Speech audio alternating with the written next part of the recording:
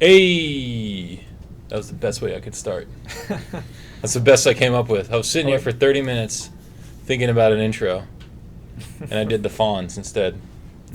Welcome to Insomniac Live. Hopefully you can hear us. We didn't change anything. We're live from our virtual set in Durham. I am Tim Salvitti. This is Mike Daly, lead designer, not programmer. We had Joel last time. He was programmer. Mike is the lead designer. We'll get into what you designed shortly. Welcome to Insomniac Live. We are here at our virtual set in North Carolina. We're gonna It's like space. It does look like space. To us, it looks very green. For those of you who don't know, we are now streaming 5 days a week, Monday through Friday. So Monday, Wednesday, and Friday continue to be Burbank. The set that you know and love with James and Corey and all the hot wings, all the fun stuff they do. They're going to continue to do that at 2 p.m. Pacific, and we're going to do this on Tuesday and Thursday at 11 a.m. Pacific. So we're just going to go 5 days a week. So to start, though, we're going to show a lot of VR stuff on our virtual set. That's the start. We'll jump into other things down the road, but we just want to show everyone not only the VR we've been working on, but why we love VR, because there's a lot of cool stuff out there. So that's what we're going to do to start. Stay tuned, because I'm going to tease a little bit. There's a reason we have some fun stuff like this and like this. See, this says GTX GeForce 1080. We're going to be doing some fun stuff in coming weeks / month or so, where we give away some built PCs, custom PCs, and I'll talk about that in a little bit. So stay tuned, hang out, chat, ask us questions. As I said, Mike is lead designer. What have you worked on since you've been at Insomniac? So I started at Insomniac right towards the tail end of Ratchet & Clank Full Frontal Assault. Mm-hmm. I was doing programming on multiplayer stuff, and a lot of the multiplayer stuff came in pretty hot, so that was an exciting introduction to life at Insomniac. After that, worked on Ratchet & Clank Into the Nexus. So it's a super fun game. That was a good one. Yep, underappreciated. So if you're watching this stream, go out and buy it right away. Worked on Ratchet & Clank 2016. Yep. Did a lot of work on that. That was my first game as a lead designer that got shipped. Worked on Edge of Nowhere, and worked on the Unspoken, obviously. Yeah, awesome. Well, speaking of the Unspoken, we're going to bring up the game, and guess who it is?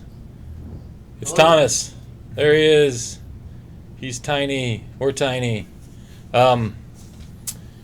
So the Unspoken, for those who don't know, I mean, a lot of you do know because you're probably jumping in here because we pinged the Unspoken Discord. But for those Insomniac fans who don't know about the Unspoken, it is a VR action game, 1v1 duel, where you fight each other across secret locations in Chicago. It has kind of turned into a highly competitive game with the VR Challenger League, which we'll talk about a little later. But we've also added a lot of content to it. So it came out in 2016, and then we signed ourselves on for a year, at least a year's worth of content. Yeah, to take it back one step further than that, the game launched as alongside the touch controllers. So it was basically a launch title for the hand tracking hardware that Oculus came out with, which for us meant that at the project's conception, our goal was to try and think about like what new possibilities could we bring into the gameplay space with this like new hardware capability that didn't really exist. And the thing that seemed like a really awesome fit and a really exciting like space of possibilities was casting spells with your hands, casting them with your body, because everybody loves casting spells and it's in a lot of games, but it's just like a button press or whatever, and when you can finally like do the gestures or like shoot or show or whatever, that seemed to fit really well, and I think that really panned out. So throughout the development process, I'd say probably our top point of focus was make the game feel awesome using this new input mechanism that didn't exist. And then like the layer below that was make it so that the spells you decide to cast and sort of how and when you cast them was in counterplay to a single opponent, to sort of have like a back and forth conversation of how you're casting. These two elements sort of combined to make the launched version of the Unspoken. And since that was our goal to sort of like really target this platform and go all in on touch, we followed up the initial launch by making kiosk demos for like Best Buy or major gaming events, and sort of aimed to be like a poster child for using this hardware and playing games in VR in ways that you never could before. Yeah. And that led to the game, obviously. The game came out in December, end of December, actually. It was like almost right before our break. I think the 6th, right? Was it? Or the December 5th. 5th, that's right. Yep. And then we did a year of content. So what you're looking at now, and again, a lot of you know this. Hi to everyone who's joined us. Samori? I might mess that up. Rolkanau. Flying Fox. There's Flying Fox. There's Skits. Kron's there. Matt's there. Flush is there. Anyway, we'll take questions from you guys as well. So what you're seeing right now is the apartment, the player's apartment. And a lot of this content, including the mirror he's looking at right now, where you can change your appearance and your skins, your hands, your auras. We added crowns. All this was new. All this was free DLC that we added throughout the year. I believe the vanity mirror came in the spring sometime, something like that. Yeah, there's sort of like an arc to the updates. And the early updates were sort of about like, we want to make sure that our player base stays large enough and grows and can sort of sustain the game. So all our content planning was focused around like keeping the game more friendly and engaging, and that led us to create leveling titles, achievements, skins, and auras, like more things you could unlock, so that even if you weren't like super juiced about jumping into your next multiplayer match and getting stomped by the pros, you at least had something to work towards. That gave you a little extra push to do it. Speaking of that, Thomas, jump down to the map table. We added new modes as well. So the first thing we did was spar mode. And I know to start, one of the biggest things we heard was, I want to do this single player. We heard that. We didn't necessarily address it right away. Right. But we heard that. But we did come out with spar mode first, which, a lot of people were like, well, why'd you bring out spar mode? We want single player. But we did do spar mode because we wanted a way for new players to kind of ramp up into the game without having to worry about losing. It was like it was just fun points battle.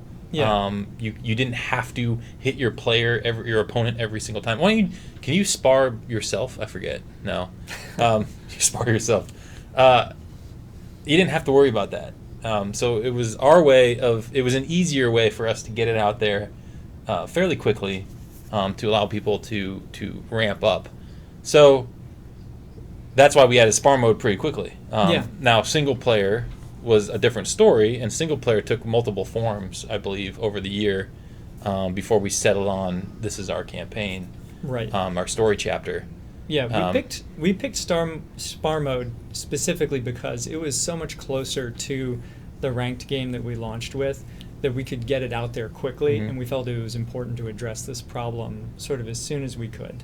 Yeah. So fundamentally, spar mode was about jump into the game. Just start single player, and we'll keep talking. Was taking this really punishing ranked battle that sort of had a steep learning curve and saying, we're going to play up the parts of it that feel fun and rewarding and sort of downplay the parts that feel super punishing, like getting knocked out or not being able to hit an opponent who is really skilled at shielding and dodging. So everybody could jump in, explode some stuff, get some points to fly off, even if you don't win. It's a game mode where we could accommodate large skill discrepancies. At least that was the theory. Yeah, that was a theory. I mean, obviously, we heard your feedback on spar mode. not as many people played it as we'd hoped would play it. Yeah. It's still, I think it's pretty fun. I understand at the time a lot of the players were focused on ranked. A lot of our hardcore guys were focused on ranked. And, you know, we didn't have a reason to bring back a ton of new players at that point. We did as we added more content and as we got to single player, for sure. I think now, I mean, you know, if who knows? I don't want to like speculate on where spar mode would have ended up, but I feel like it's still a fun mode to jump into, and try out, especially if you know two people are going to be on, you just go into queue and you can jump in and play each other. Yeah, ultimately, like, I think the number of people that really needed that skill discrepancy, like, adjustment, there wasn't just enough of them at any moment in time to give the matchmaking queue its critical mass. Yeah. So it's just like one of the challenges for small sort of install base with a somewhat niche title. Yeah. By the way, thanks to Amiron and JMW. JMW is a moderator of ours. Hey, JMW. Thanks for the follows, guys. So this is what you're watching right now is single player. Thomas is playing through. I think he's playing through. He looks like he's kind of toying with him. So Thomas is playing through the single player. And again, that was a feature that we heard almost ever since we launched the game. Yeah. But the game never was intended to have this campaign to start. We were focused on a highly competitive magic dueling game that felt amazing, and I feel like we hit that. And a lot of you who have played it might agree that it felt very fun and competitive, and that's why you're still playing it, hopefully. But there was always that missing component of single player. So, yeah. I mean, I think that we had to do it that way, really, because without the focus of the whole team getting the multiplayer aspect right, we would have had like 2 crappy aspects of the game instead of one good one. So I think adding story mode after the fact was the right way to go. And we knew it was going to take some time, because trying to create a single player mode that not only feels like engaging and makes sense and is natural and sort of stands on its own, but also doesn't fight or conflict with the game mechanics, but instead reinforces them, so that as you play single player, you're gaining sort of multiplayer skills without realizing it. That was a tough puzzle to solve, because a lot of the things we would have done in single player games in the past were kind of like no-nos if we wanted to hit those goals. We do a lot of cheating in the player's favor, and that wouldn't have been right if we expect you to use the exact same spells in multiplayer. Well, that was one of the pillars. By the way, thanks, Sam, for we like the new logo too. That's why we chose it. Nikki's here too. Flush again. Anyone else who joined us? Looks like Ryuk's here. Vidman's here. Gang's all here. Yeah, it's like a who's who. So one of the reasons we did it that way also is because we wanted new players to come away after playing single player and be able to jump right into multiplayer. And I know a lot of games, I'm not going to name names, but there's plenty of games where you play the campaign and you're like, the multiplayer just is completely different. It's like it's not even the same game. Sometimes, like, literally, the game is launching a different executable behind the scenes. Yeah. So we didn't want that. We wanted, to onboard new players, especially players who wanted to come in for the atmosphere of the game, the type of game it is, but they wanted to not have to play against Ryukufelt and Charizard and Vidman and all those guys who would destroy people. Early on, it was Flying Fox killing everybody, but that's why we did that. So, we do have a question real quick from Sam. How did you guys get the idea for this game? I will say this game was an idea for what, like 10, 15 years? Yeah. I think it's at least 10 years. The seed for this game predates me.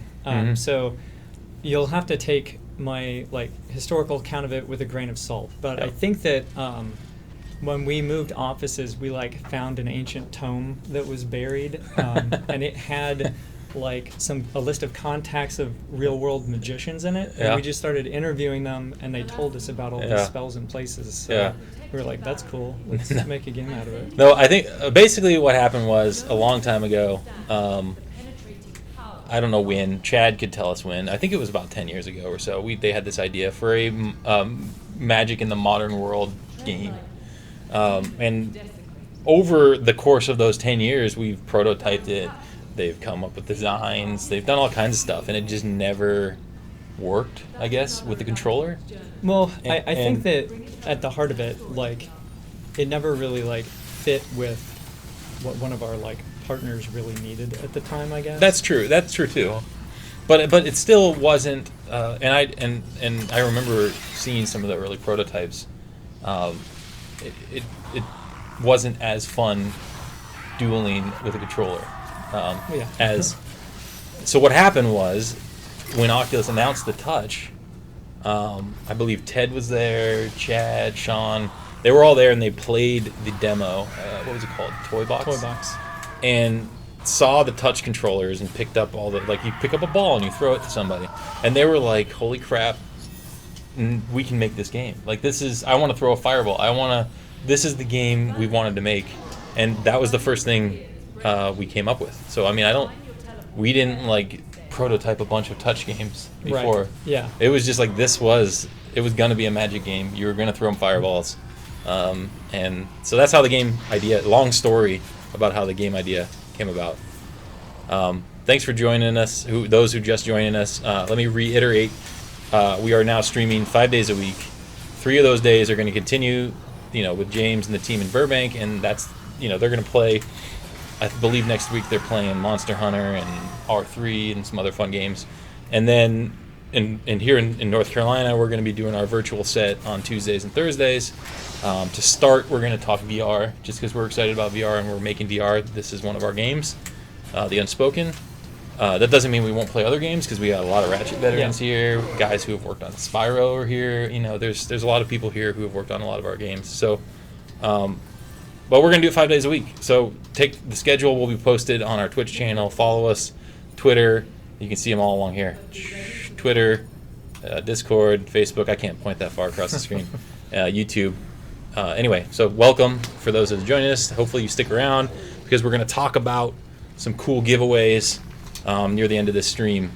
Their giveaways are not happening today, but they will happen over the course of the next month, so follow us. So what we're watching here is the Unspoken single player, and we're talking about the state of the Unspoken with lead designer Mike Daly.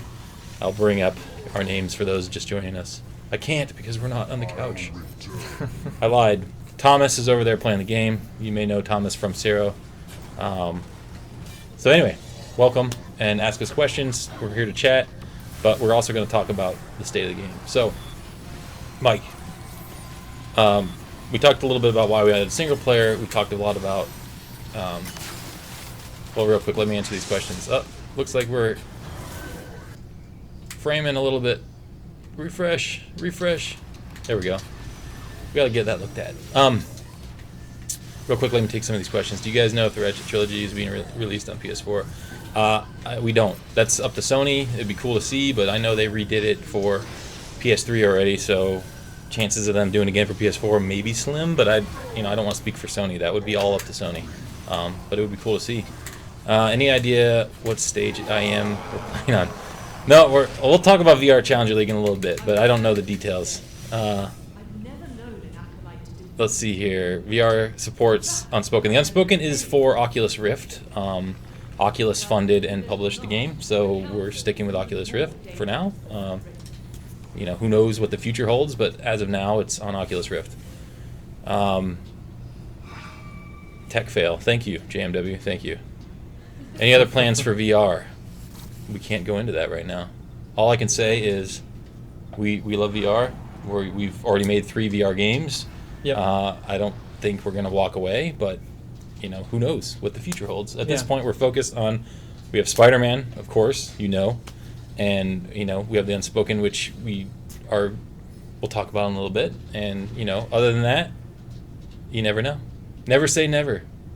I can say that, like, after this studio in North Carolina had a lot of people working on Edge of Nowhere. Mhm. Had a whole studio working on the Unspoken. We've been playing a lot of VR games. We love VR. That doesn't answer the question. No, we love it, but that's why we are doing VR to start, because Burbank, James and those guys have been playing console, Xbox, PlayStation. I think they might have played a few PC games, but we haven't shown off our VR titles yet because they don't have the VR studio that we have right here, the virtual studio. So we're gonna show off a little bit of our love for VR, and then eventually move into other games. But we're still gonna play VR. We're still gonna play all those kind of games. So anyway, back to what I was asking you. Single player, we talked about why we did that. We talked about some of the content we added. Let's talk about how 2017 worked. Like, going into it, what was our expectations? We knew we were going to support the game for a year, but how did that start and how did that change over the course of the year? Yeah, so I mentioned that, we knew, like, Oculus supported us saying, like, this game is awesome, we could use more of it, let's do updates. And as I mentioned before, the start of our updates was focused around this idea of let's retain players and keep the player base healthy. So that meant better training, more accessible game modes, and I think that paid off. Basically, we saw player counts, players stick with the game longer. We saw new players join the game and sort of not quit so quickly and easily and be disheartened. I would say that sort of the next phase of the year was kicked off by the sort of the chatter around the Microsoft Store tournament, where, as I mentioned, we made like demos that were to go out to a bunch of places to sort of evangelize VR and hand-tracked controllers. One of those places was in the Microsoft Store, where they want you to try out this cool VR stuff and buy high-end PCs and things like that. So a bunch of Microsoft Store employees got to play the game. They loved the game.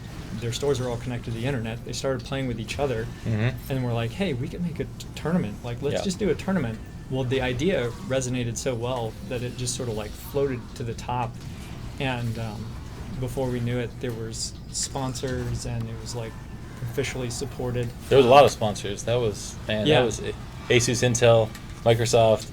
I think ESL helped with that one. Us. Yep. Oculus. It really snowballed, and that made it take a while to like really hit to get to the end of it. But it was super exciting, and that sort of put a few like new things on our radar. So one of them was around that time we kicked off competitive season 1, and that's the part where we said, okay, this retention thing, we've done a lot of stuff there. Let's now focus on balance, like competitive balance, both to facilitate this tournament and to facilitate like an official competitive season that sort of rewards the serious players who have invested a lot in ranked. So we've done lots of balance tuning up to that point, but I think we got even more serious and sort of doubled down and sort of spent the second phase of our updates trying to make the game more competitively balanced and just better usability for competitive play. So like clarity in spell selection, clarity in how spells resolve, better messaging about how to use them against each other, and we added the Drifter and the Electromancer classes. Both of those. Did he pick? I believe. Are you going to go pick one now? He's going to go pick one. Why don't you show off the Drifter and the Electromancer? There's the Electromancer. Let's look at her. Ooh, now the Drifter, who's not quite as cool. He's a little more rugged. Show off the other classes, because there's some people watching right now. By the way, I see your question about Spider-Man. We're not talking about Spider-Man right now. I mean, stay tuned. Hang in there. 2018. And there's the Blackjack. There is the Kineticist. That's the gold skin. I believe that's the Microsoft skin, isn't it? and then there is the Anarchist. So real quick about you were talking about Microsoft Store. That is about a little before that was about the time we started being invited to ESL events. We started being we were doing a lot of mixed reality. Yeah. We were doing a lot of stuff related to watching VR and watching our game. And so we created the spectator mode, which was a whole nother... We had planned on doing some sort of spectator mode, but we had never planned on it taking on the form it took on. It took on... it was a huge undertaking to do spectator, mixed reality. Then we added like a teleprompter mode. Like, there's all this stuff we added to make the game more watchable. And in fact, can you turn on AutoCam during spar or during practice? I forget. No. We added AutoCam for streamers, which I know is processor intensive and GPU intensive, but but we added this stuff because we wanted people to watch the game and watch VR, and that was part of what took over some of our time. Like we hadn't planned. We had a schedule of like content, but then it was like content up spectator, and then content got pushed. So the year constantly evolved. Like seeing the Microsoft Store tournament finals was like awesome because it was cool to see the game played well and sort of like a produced event. But it also really opened my eyes about like how much further we could go with that sort of feature to make that sort of event like show well and sort of be understandable to any random spectator who doesn't necessarily know the game. We had some work to do on our handshake game. Am I right, Tim? No, but that was planned. That was all for show. That was all for you guys.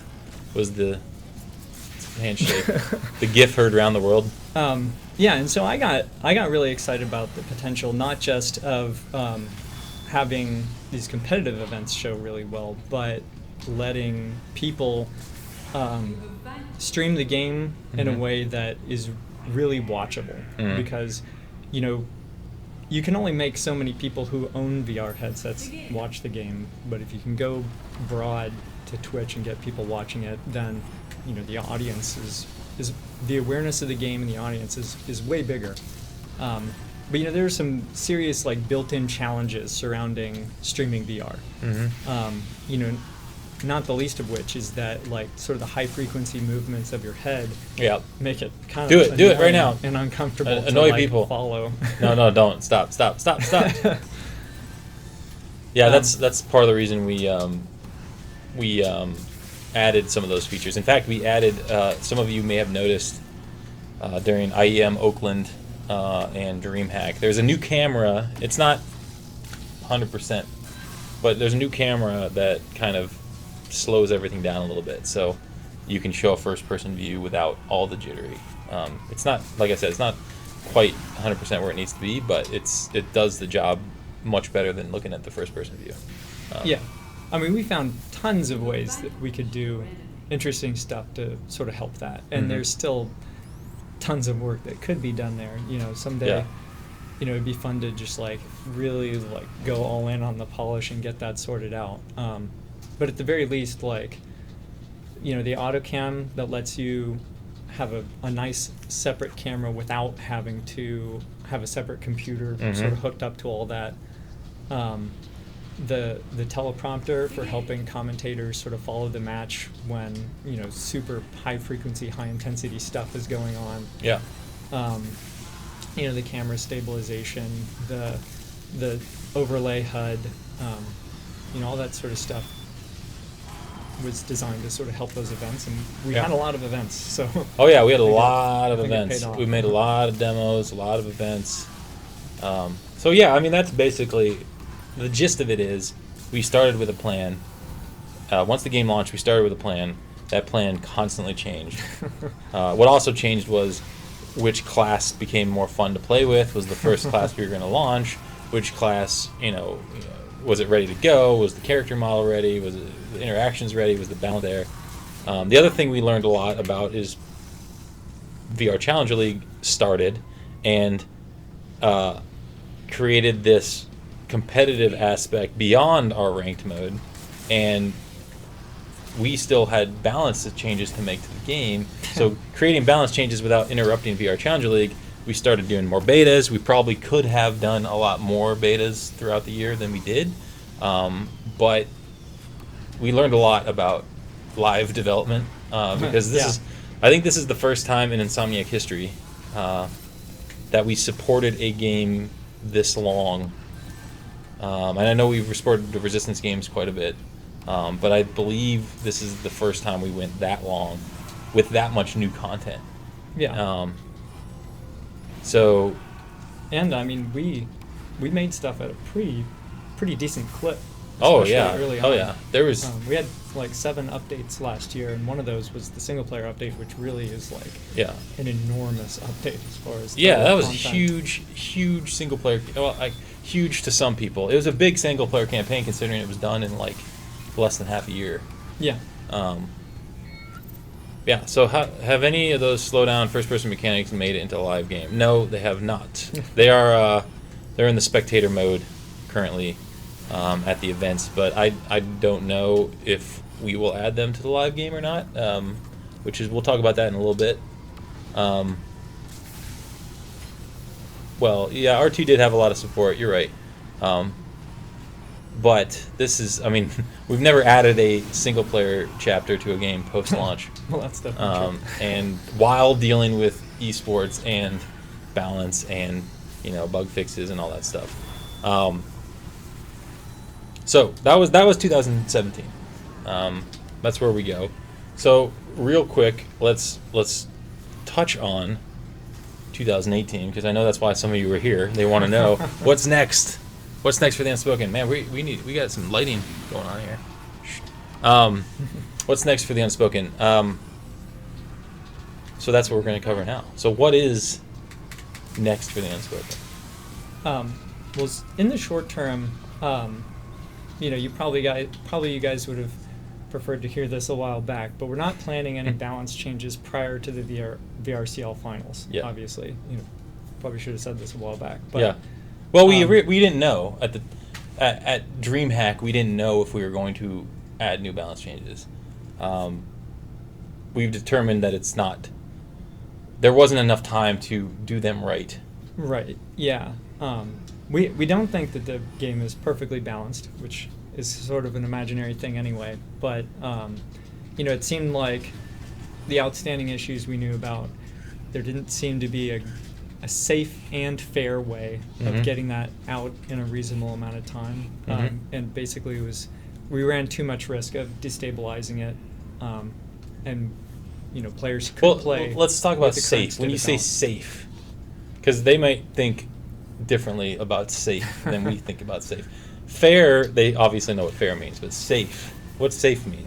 Yeah, so safe means like the chances of unexpected consequences. There are some changes where you can pretty reliably predict the outcome. There are some changes where you're not so sure if this is going to like ripple out into other aspects of the game. And when it comes to something like the really any aspect of the TK primal, small changes could really like flip a switch on whether a certain interaction continues to operate or totally breaks down. Yeah. Which is why we didn't want to, in the short 3 months, I know it seems like a lot, but in the short 3 months, because I guess I shouldn't say 3 months because the cutoff is coming up next weekend. So the short 2 months or month after we were coming back from break, we didn't want to introduce new problems in the interest of tweaking perceived and real balance issues. Yeah. Like if people are scrambling to re-solve the meta, then the tournament isn't quite like what it should be. It should be players sort of playing at the top of their game, not players trying to exploit other players' misunderstanding of how we don't want, the game works. We've learned, and this happened unfortunately because we did make changes before some of our events. We learned that people played classes that they didn't used to play just because they thought they had to play that class, and we didn't want that. We want people to play the class they're comfortable with, the class that they know, the class that they love. And we'll talk about the actual balance numbers in a second. Actually, we can probably jump to that now. Let's bring up the couch. There we are. Bye, Thomas. There's Mike, lead designer. There I am, Tim. We'll go back to Thomas in a little bit. Take 5, drink some water, Gatorade, Powerade, whatever, and then come back. All right, so let's talk balance. Yeah, we will get to like how everyone is now playing TK now. Yeah, well, thank you, but real quick, thank you, comic book art boy. Sorry, I missed that. That was about a little bit ago. Thanks for follow. Any other questions, real quick, before we start this discussion? Talking about text in VR. Yeah, there is. Core 2.0 did introduce the ability to pin like Twitch chat and Discord. Oh, yeah. That reminds me of sort of a fun fact during development. Like, there was a lot of interest in having access to your chat feed while streaming, which was one of the things we were serious about trying to solve. And we actually started like prototyping what it would look like to have an in-game feature that integrated with YouTube and Twitch and Facebook to bring that feed into the world and sort of let you position it and read it. Turned out that was going to be really difficult and expensive, and Dash kind of does the same thing without us having to do it. So that's awesome. great. I'm glad we didn't do that. And I'm sure Discord and those places, like Discord's having a lot more integration into games now, and there are other apps that will get it right.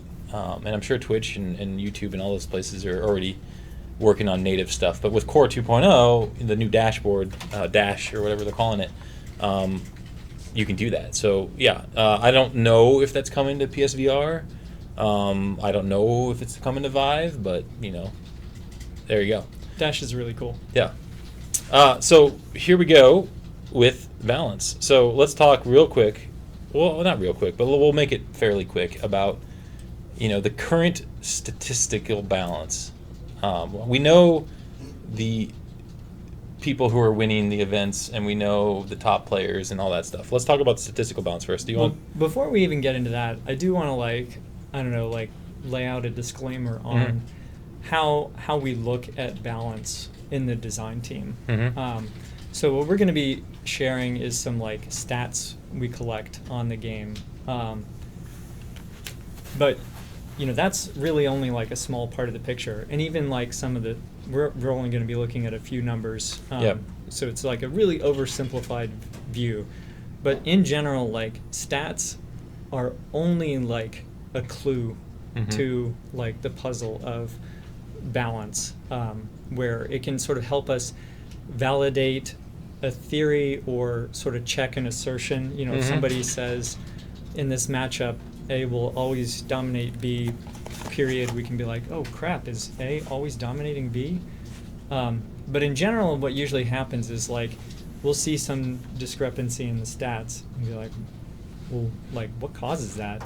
We can come up with some theories, but ultimately it always boils down to we have to test the game looking for what these stats are trying to tell us so that we can feel it and talk to members of the community, and especially rely on our own internal QA team who understands the competitive part of the game really well and we can have a conversation with.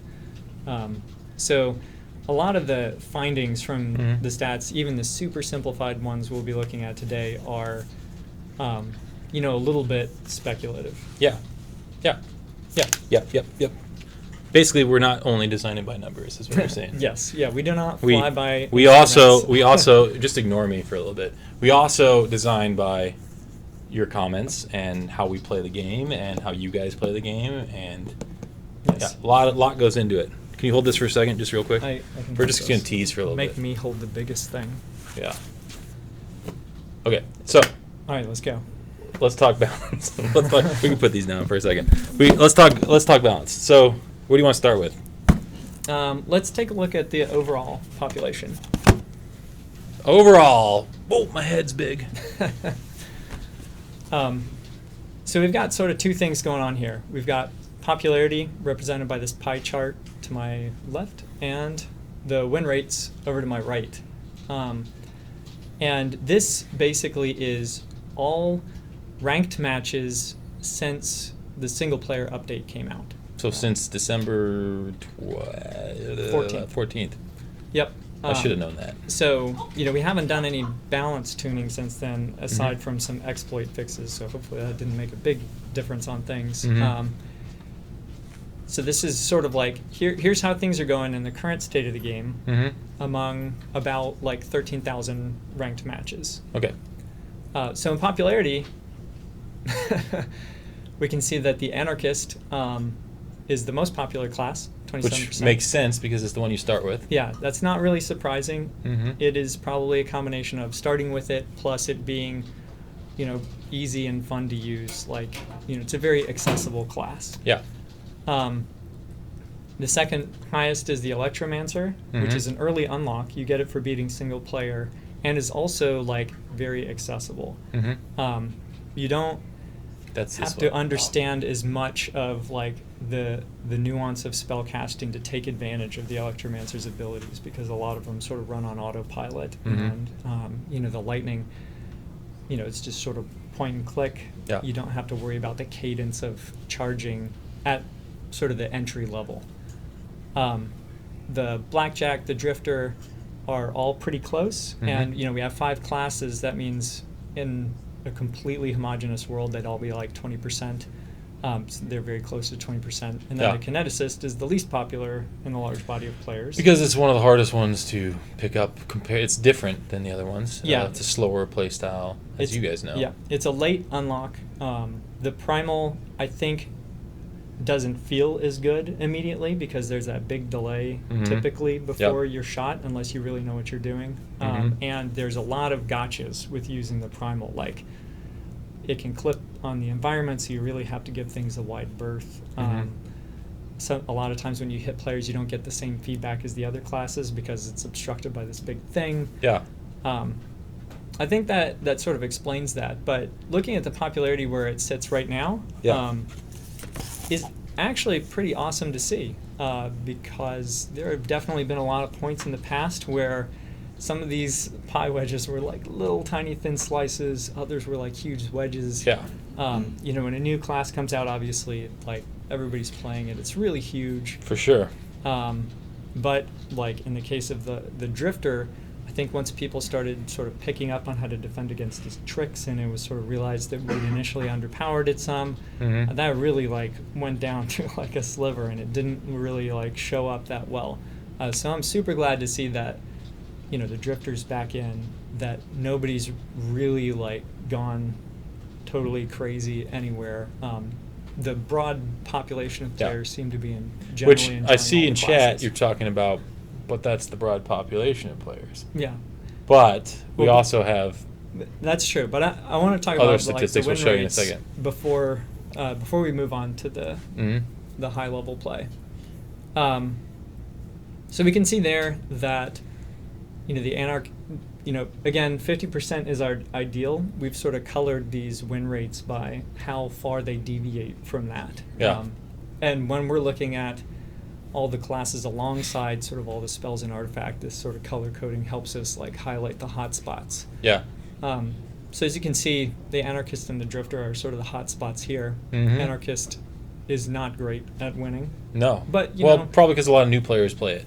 Exactly. And they don't always win. It's within 10 points, and when you look at all the different class matchups alongside their skill rating discrepancy, that sort of supports that notion. Almost all Anarchist versus non-Anarchist matchups, they are playing at a pretty big skill penalty. The Drifter is kicking butt in the general population. Yeah. I wonder if that's all John. Like, just kidding. If I had to speculate about why that is, I think it's that when you mix in a lot of the lower level players, it takes a certain amount of experience to like know how to react to the Drifter's tricks. Yeah, that's true. I said Anarchist or Kineticist is different. I believe Drifter is actually the most different class from the other ones. Although Electromancer does have his other new things as well, but I feel like Drifter is probably the most different play style. Yeah, and there's much bigger penalties for failing to defend against the drifter than the other classes. Yeah. If you get hit by a whole volley of crows because you don't know how to defend against them properly, that hurts a lot. If you fail to reflect or dodge a drifter's overcharge primal, that hurts a lot, like a lot worse. So has the than drifter damage you always take. been high win rate? Win rate is the question. No. Yeah. The drifter has actually taken kind of a long time Yeah. to get up there, to really like show up. And it also had a both from much the lower pick rate. Yeah. Like tiny pick rate for a while. Yep. Yeah, we made a decent amount of, I think, pretty good post-launch updates to the drifter to bring the class up. Okay, real quick, let's jump into the other thoughts so we can show a little more gameplay before we. For those new players, I know there's a lot of Unspoken players in the chat right now. There's also a lot of non-Unspoken players, and we want to show you the game in a little bit. So let's quickly show the next set of graphs and talk about what our plans are, and then we'll get back into the game. So let's talk about, you said the top level players. So here's the top 20. Yep. So what we do to sort of like build these numbers is take all the matches, look at the top 20 players on the leaderboard that day, so which in this case is yesterday, and only look at the matches of them with the other top 20 players. This is not them versus the general population, just them against each other. Yeah. Yep. We use 20 because it kind of strikes a balance between, 10 is few enough to where individuals really can like tilt the scales, and we don't have like a ton of really good players. We've got about 20 like active. Yeah, well, players. the VR Challenger League guys. I don't feel bad saying those are our best players. Yeah. That is that is the top player pool, and that's who basically we're looking at here, is you guys, and you can see that 35% pick. Is that the kineticist? Yes. Yep, that's the kineticist. Kineticist is about like 3 times as popular as the electromancer and the drifter, which are the least popular ones. Yes. So something that's kind of cool about popularity is that the anarchist has really shown up. I mean, that probably isn't going to be too much of a surprise to you guys because you've been playing more anarchist and seeing more anarchists, but there was definitely a long time where the anarchist presence in the top 20 was nobody played anarchist. Not even there. You know that. Nobody played anarchist. Now they are, and they're winning 48% of the time. And obviously blackjack is almost 60%. I wonder if that's all Charizard. Is that all Charizard?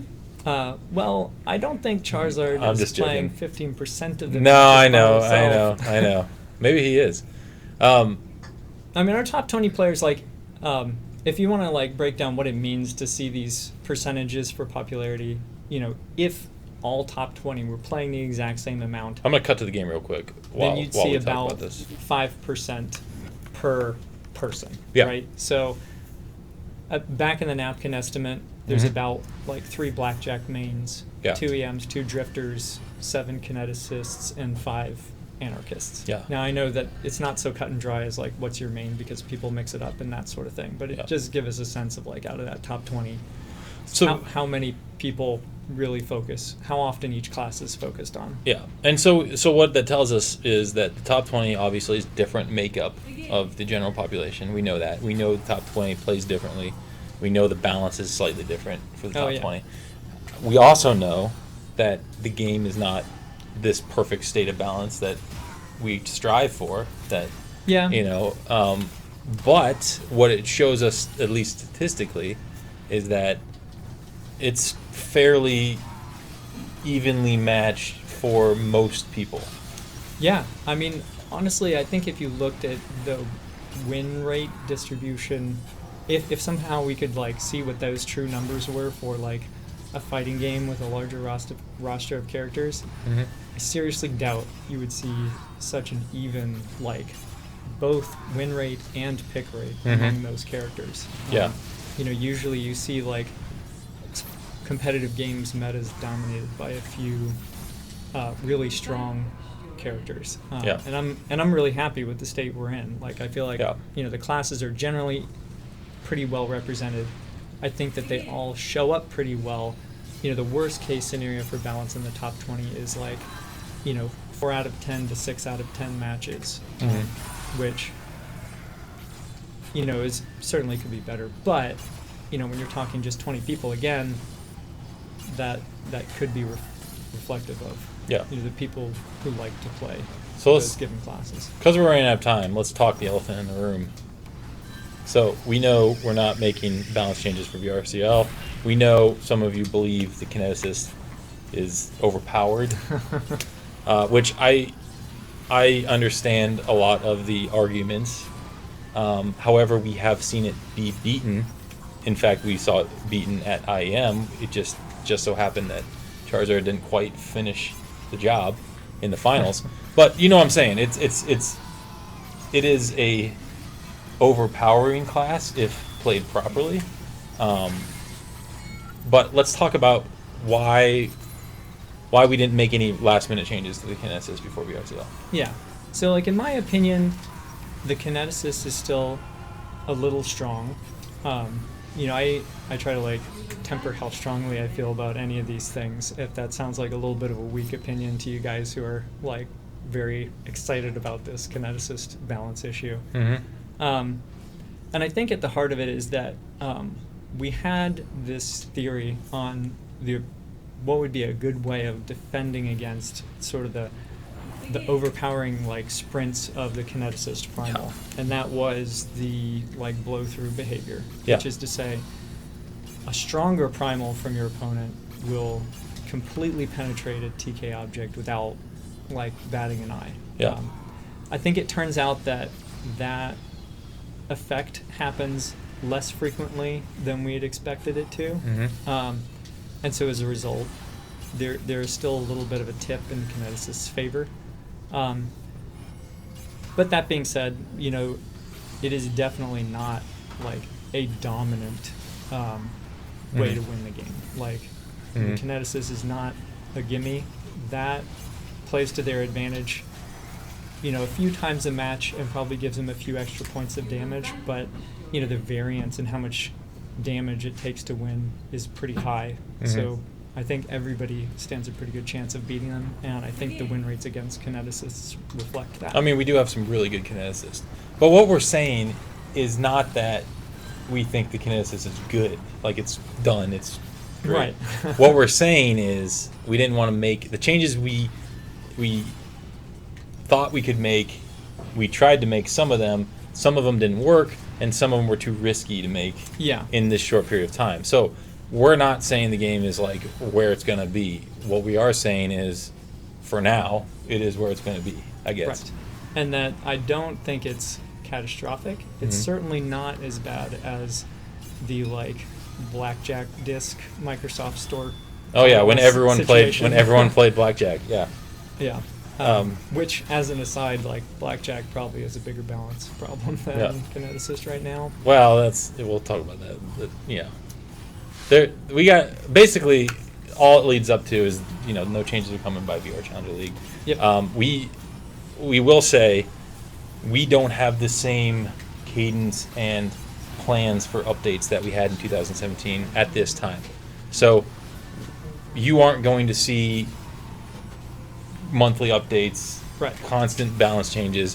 What we're hoping is that we can go back and fix some of this stuff. We don't have a ETA on when yet. A lot of that depends on what happens with VR Challenger League Season 2, what happens with, player base, what happens with a lot of things. So hang in there. We're still listening to everything. We still have a ton of feedback. We still have some ideas. We have some cool ideas. We have new class ideas. We have new artifact ideas. We have all kinds of cool stuff that we want to do. We just don't have a actual roadmap just yet as to if or when that stuff is going to hit. So that's where we want to wrap everything up. Yeah, it's definitely fair to say that 2018 will be slower. Much slower. It shouldn't be a surprise, as 2017 was just constant in your face. We don't want, but that doesn't mean we're not still listening. And I know we're not as talkative on Discord, and I know we're not as talkative about the game. Part of that was because we were on break for so long. But I still lurk in Discord. yeah, we're still there. We're still listening. We still have things we want to fix, things we want to change, balance changes, all that. We just can't tell you at this point what that roadmap is. Other than keep playing the game. Oh, we got to refresh. What happened to our frame rate? From Zero is so good that he's destroying it. So I hope that answers some of that. Let me see if there's any quick questions.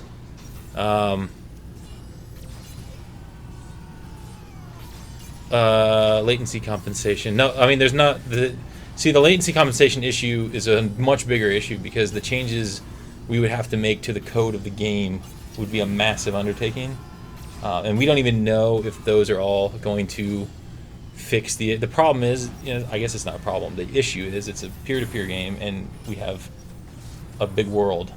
Yeah, I mean, So- yeah. I think the latter part is the much bigger issue. Yeah. Like yeah. that latency exists, and in Yeah. a high frequency, like narrow timing intense game like this, there's Yeah. only so much you can do to mitigate the fact that Yeah. your opponent did something a few seconds ago that you don't know about yet, thanks to the internet. Yeah. So we, again, that's something we also need to try stuff out, but that's not something we could fix like that. I mean, if we could fix it like that, we would. We can't. I mean, Sure. it's one of those things. So, we're happy to answer more questions on Discord, whatever. Season 2, I don't know about Season 2 right now for VR Challenger League. We'll find out. I don't have anything I could say. And we have, like I said, when I say new stuff, I don't mean necessarily only new classes and artifacts. I mean we have ideas of how we can fix things that, we think could be fixed at this point. We have a large balanced wish list. Yes. So there we go. That's where we're at with the state and the unspoken. And I know you guys a lot of you have been with us for an entire year, and we appreciate that. And we're still gonna do our best to give you, what you want for the most part. We're gonna try to, but we don't. There's a lot of factors involved, and we can't necessarily just say, yes, we're going to support the game with new stuff throughout 2018, because we can't right now. We can't say that. We did for 2017 because we could say that because there was a roadmap and plan to support the game just like that. So we want to do all this stuff. Just know that, and we're hopeful that we do get to do some of this stuff.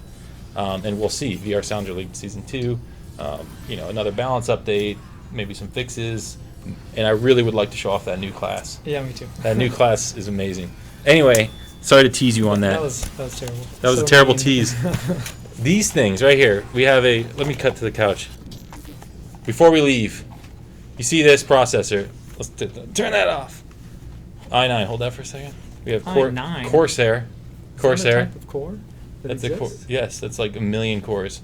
And then Corsair, hold this. Our friends at Thermaltake.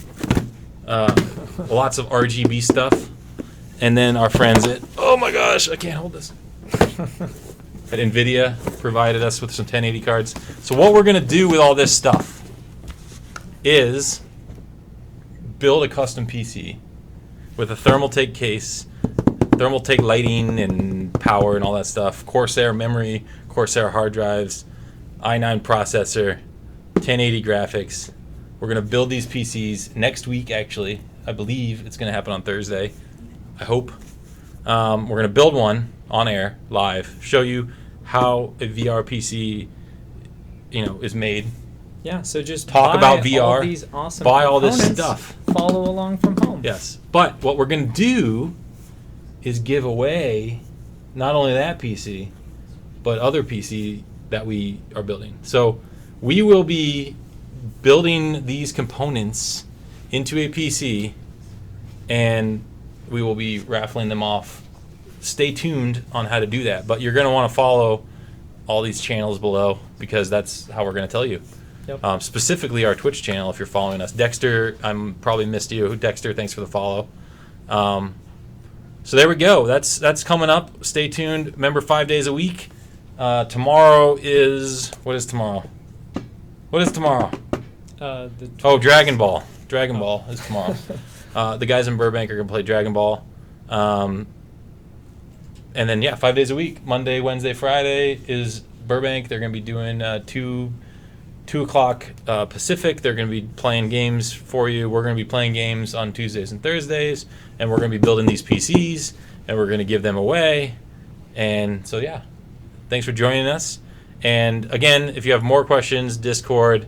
I know it's probably not what all of you wanted to hear, but we're trying to be a little more open about it, and we just want to set a little more realistic expectations about 2018 and where we stand with the Unspoken. But just know that we love the game. We love that you love the game. We love you, and we would love to continue to support the game the best we can. Yeah. So and it's sort of along those lines. Forgive me if I'm like causing us to go over by too much. Yeah. We talked about what working on the Unspoken was like in 2017, and there was a lot of first-time things for me. Like I hadn't supported a game post-launch for this long, hadn't developed a single player on top of a multiplayer game, hadn't done all these crazy events and tournaments. But another thing I hadn't really seen before was just sort of like see a community form around the game and sort of be so awesome. That was definitely like the highlight of 2017 for me. Was that like, the game had these big challenges where we're like, how do we train players? How do we like attract players? And like the community just sort of like formed and really helped solve those problems. They brought players into the game, into Discord. They were super friendly and helped teach new players the game instead of just like curb stomping them to get their rank points. They gave us lots of insightful feedback directly. They sort of formed their own meta around which we could sort of like plan updates and content. So in general, just like, you guys are awesome. Like, thanks a bunch for being part of the Unspoken. Yeah. Well, again, that's it. Thank you. The Discord has been amazing. Like, I told the guys in Europe the reason we even are all in on Discord on the Insomniac side is because you guys were already all in on it on the Unspoken side. So we were like, what is this stuff? Let's try it out. Oh my God, this is amazing. So thank you. And we're here for you still. So hopefully I will see some of you in Poland, and we'll talk about Poland pretty soon. But one more VR Challenger League coming up this weekend. Good luck to everyone. I know most of you have already solidified your spot. I know there's a couple of you fighting for a spot. We'll see what happens. You know who you are. Good luck. And thanks for joining us, guys. We'll see you tomorrow from the Burbank studio. See ya.